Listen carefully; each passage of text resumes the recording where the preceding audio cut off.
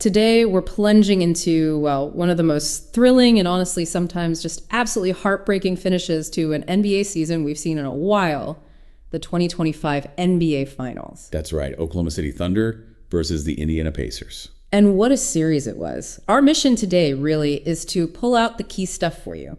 The biggest moments, the star performances, those surprising twists, and what this all means long term after 7 historic games. Yeah, and we got a good stack of sources to guide us here. Insights from NBA.com, ESPN, The Athletic. It helps us see not just what happened, but how the whole story changed game by game.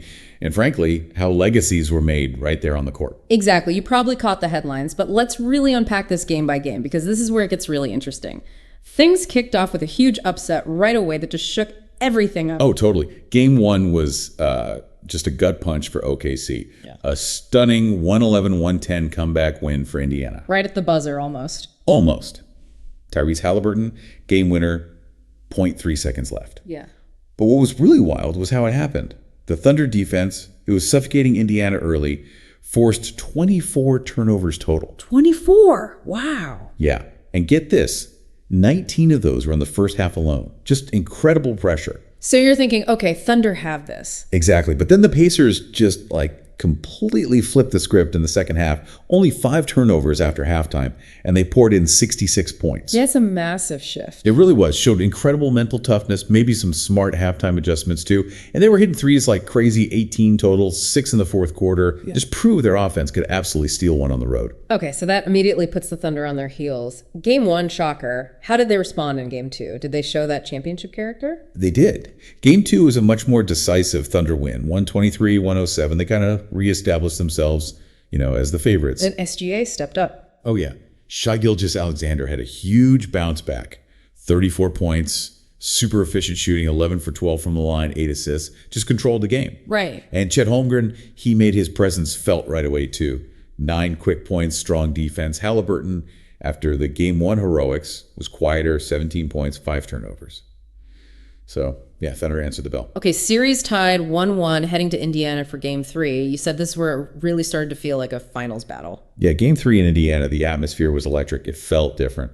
And this game, it was really about the Pacers bench stepping up big time. Oh, interesting. Who stood out? Benedict Mathurin. He dropped 27 points off the bench. That's the most by a reserve in a finals game since Jason Terry way back in 2011. Wow, that's a huge performance. Huge. And TJ McConnell was everywhere, 10 points, 5 boards, 5 steals, just pure energy and hustle, that classic Pacers grit. And Halliburton, back on track after Game 2. Definitely. He had a masterpiece, 22 points, 9 rebounds, 11 assists. Really running the show again. On the flip side, Holmgren started strong, but kind of faded as the Pacers made adjustments. So Indiana takes Game 3, 116-107. So now the Thunder are down 2-1. And Game 4 felt like, deja vu, right? They were in this spot before in the playoffs. Exactly.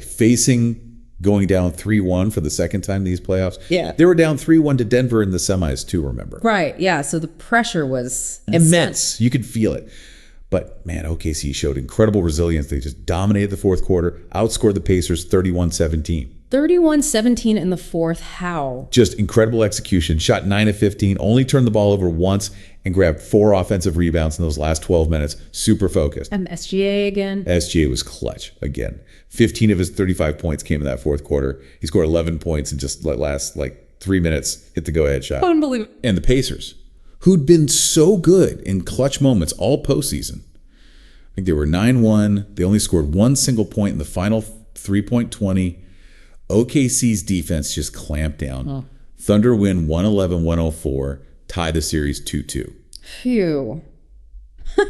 Okay, Game 5, back in OKC. You mentioned a sense of deja vu here, too. Yeah, a little bit. The Thunder built up another big lead at home, and you kind of held your breath thinking, are they going to let this one slip away, too, like Game 1? Right. But they held on this time. And this game was really Jalen Williams' arrival on the biggest stage. Yeah. What'd he do? Playoff career high 40 points. Just phenomenal. It wasn't just a hot night. It felt like he really cemented himself as that legit number 2 star alongside SGA. 40 points is massive in a finals game. Massive. And it capped off a streak for him, 3 straight games with at least 25 points and 5 rebounds. The last guy under 25 to do that in the finals, Shaquille O'Neal in 95. Wow, that's some company. Exactly. But the big ominous cloud in this game was Halliburton. He really struggled. 0 for 6 shooting, only 4 points. Re-aggravated that right calf tightness. Oh, no.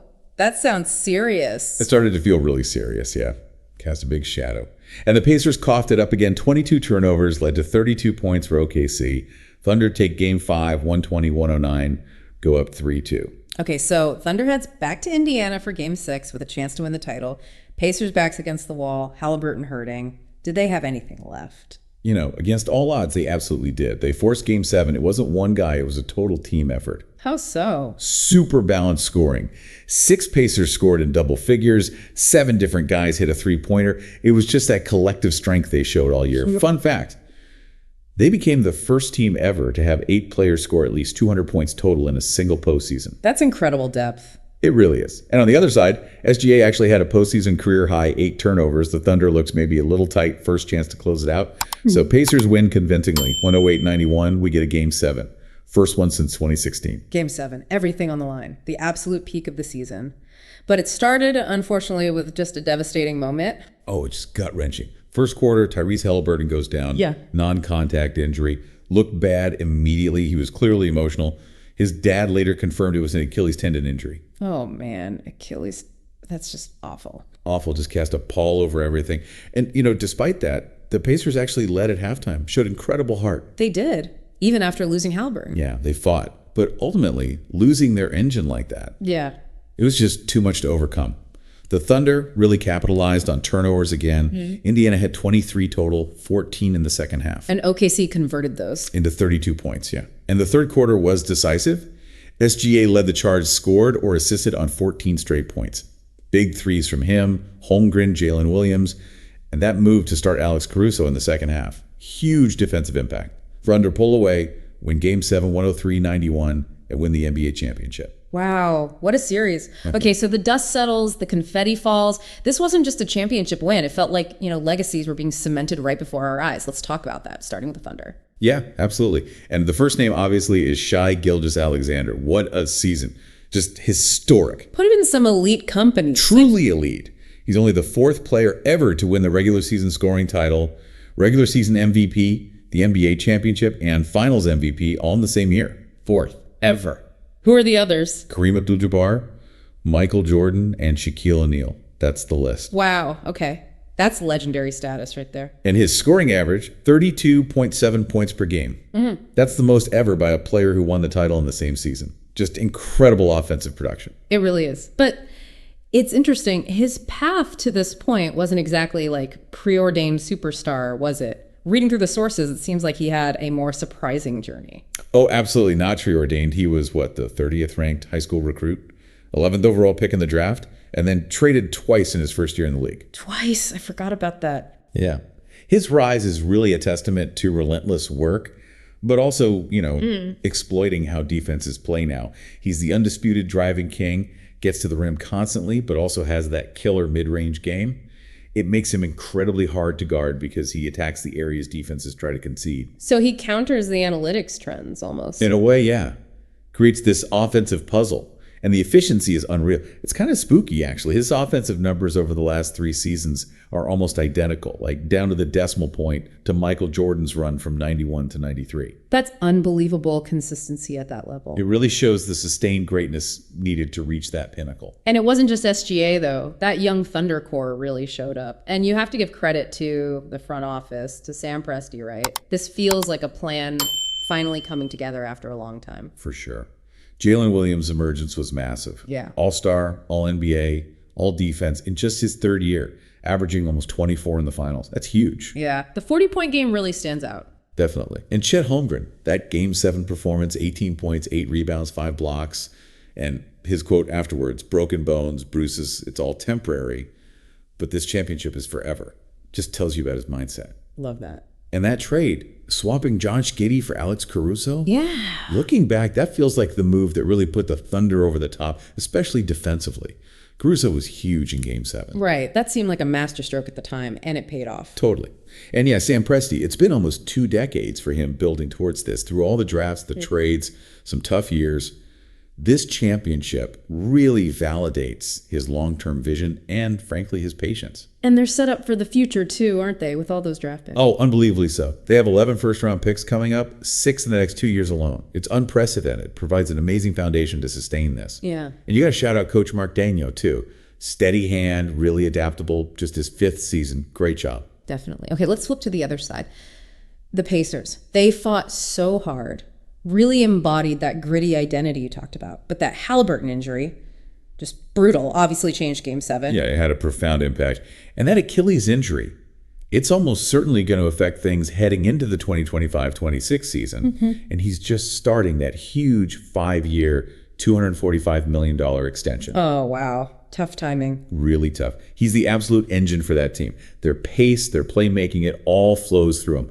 Losing him in Game 7 just left a hole they couldn't possibly fill. Yeah. But even with that heartbreaking ending, you have to commend them. That tough-minded, always grinding identity, it was real. They won 5 games in the playoffs when they were down by 15 points or more. That tells you everything about their character and fight. That's resilience right there. Yeah. So, stepping back, looking at the big picture, what does this championship mean historically? Where does it place the Thunder, and what's next? Well, historically, this Thunder team is young. They're the second youngest team ever to win an NBA title. Average age just over 25 and a half. Second youngest. Who was younger?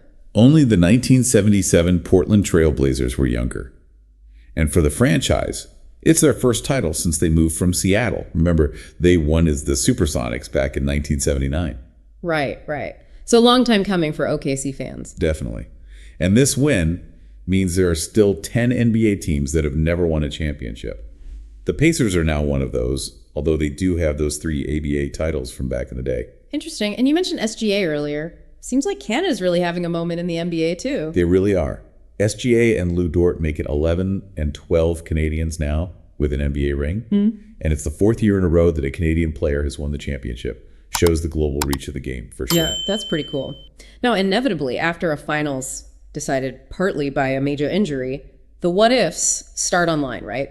Fan reactions, legitimacy debates. How did that play out here? Oh, yeah, that conversation started immediately. You saw a lot of people saying, Hoops fans were robbed of an epic Game 7 because Halliburton got hurt. Which is understandable from a neutral perspective. Totally. And SGA even touched on it, saying something like, it's not fair, but competition isn't fair sometimes, which is true. But yeah, injuries in the finals always spark those debates about, does it count the same? It's part of the sports discourse, highlights how much luck, especially with health, plays a role. Always does. So looking ahead, Thunder are young, talented, stacked with picks.